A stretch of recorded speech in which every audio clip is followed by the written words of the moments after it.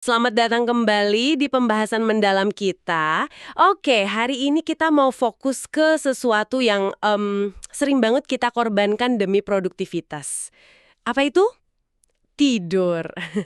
Kita akan lihat bab 8 dari materi kita, judulnya Sleep, Protect the Asset. Kita akan gali nih kenapa tidur itu dibilang aset terpenting kita. Betul. Ini penting banget karena sering ada salah kaprah ya soal tidur. Iya kan? Pernah merasa, aduh sibuk banget sampai nggak sempet tidur cukup. Nah, ada cerita nyata nih, seorang eksekutif namanya Joff. Dia ini belajar pentingnya tidur lewat pengalaman pahit. Jadi penasaran, kenapa ya orang-orang paling ambisius justru sering banget merusak aset utama mereka ini? Ayo kita bongkar yuk. Menarik sekali pertanyaannya. Karena gini, pandangan umum sering keliru. Tidur itu dianggap cuma, ya istirahat aja. Atau malah kemewahan.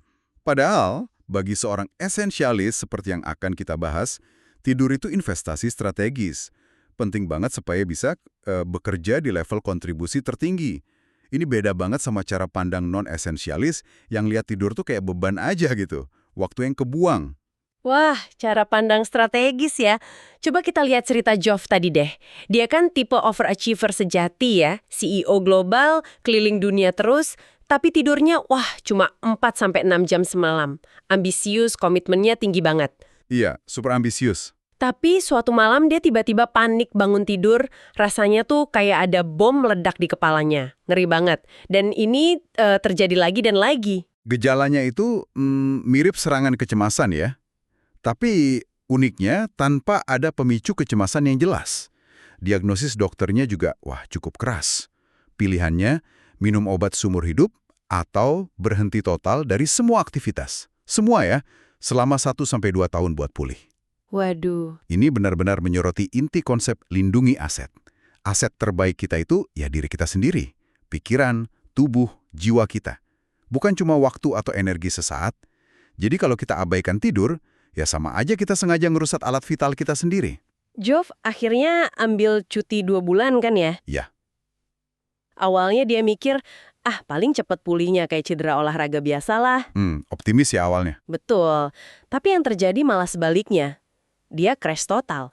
Tidur sampai 14 jam sehari, terus nggak bisa berfungsi normal gitu selama 6 minggu penuh. Luar biasa ya dampaknya. Mahal banget pelajarannya.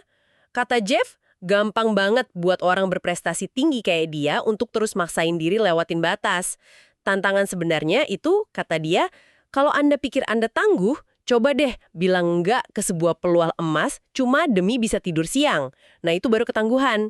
Ini balik ke pertanyaan awal tadi. Kenapa sih kita gampang banget ngorbanin tidur? Yaitu, ada keyakinan keliru, mitos. Kalau kurang tidur, sama dengan lebih produktif. Padahal riset bilang sebaliknya ya. Jelas, studi K. Anders Ericsson soal pemain biola elit itu contoh bagus. Pemain biola terbaik, yang paling jago, itu rata-rata tidurnya 8,6 jam. Lebih banyak dari pemain biola yang cuma bagus, yang tidurnya 7,8 jam. Jadi istirahat itu sama pentingnya loh dengan latihan fokus. Oke, jadi bukan cuma soal latihan keras ya. Bukan cuma itu, bahkan Charles Czeisler dari Harvard, dia menyamakan efek kurang tidur kronis itu, mirip kayak orang mabuk alkohol. Mabuk? Serius? Iya, begadang semalaman atau tidur cuma 4-5 jam terus-terusan selama seminggu, itu dampak kognitifnya setara kadar alkohol dalam darah 0,1%. Wah, itu kan udah termasuk nggak boleh nyetir ya. Betul. Nah, anehnya, kita kan nggak bakal muji karyawan yang datang kerja sambil mabuk kan, tapi kita malah sering kagum sama orang yang bangga kerja sampai malam, ngorbanin tidur, padahal tidur, terutama fase REM, atau bahkan tidur siang sebentar aja, itu terbukti ilmiah bisa ningkatin kreativitas, kemampuan otak buat nyambungin ide-ide baru. Nah, ini dia nih. Justru kebalikannya ya. Banyak tokoh super sukses malah bangga loh sama tidur 8 jam mereka. Oh ya, siapa contohnya? Jeff Bezos dari Amazon, dia bilang jadi lebih waspada, mikirnya lebih jernih kalau tidurnya cukup. Terus Mark Andreessen, pendiri Netscape, dia ngaku kalau tidur 6 jam aja udah nggak optimal. Kalau 4 jam, wah jadi kayak zombie katanya. Zombie ya? Iya, terus Erin Callen, mantan CFO Lehman Brothers, dia cerita kalau sengaja abisin akhir pekan buat tidur, buat isi ulang energi. Jadi kayaknya tidur berkualitas itu jadi simbol status baru ya buat orang-orang cerdas. Setuju banget. Stigma soal kurang tidur itu memang masih ada sih, tapi pelan-pelan mulai pudar kok. Kita lihat aja perusahaan kayak Google, mereka kan sampai nyediain nap pods tuh, kapsul buat tidur siang. Oh iya, pernah dengar itu. Memang sih, ada cerita katanya dalam seminggu cuma 1 orang dari 50 karyawan di lantai itu yang pakai. Tapi adanya fasilitas itu aja udah ngirim pesan kuat.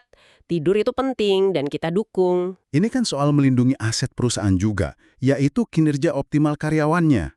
Oke, jadi kalau kita simpulkan ya, seorang esensialis itu melihat tidur bukan kayak, buang waktu. Tapi justru prioritas utama, kunci buat performa puncak yang tahan lama. Iya, ini soal trade-off yang cerdas. Betul.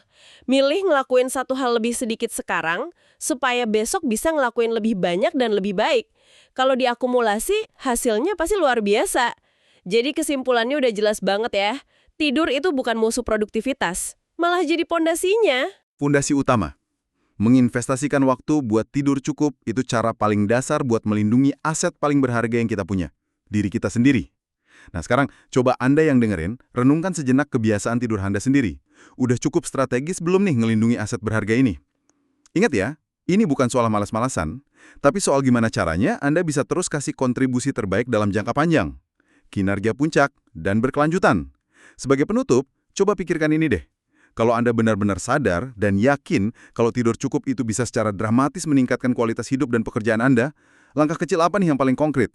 Yang bisa Anda mulai malam ini juga buat menjadikan tidur prioritas yang benar-benar esensial dalam hidup Anda.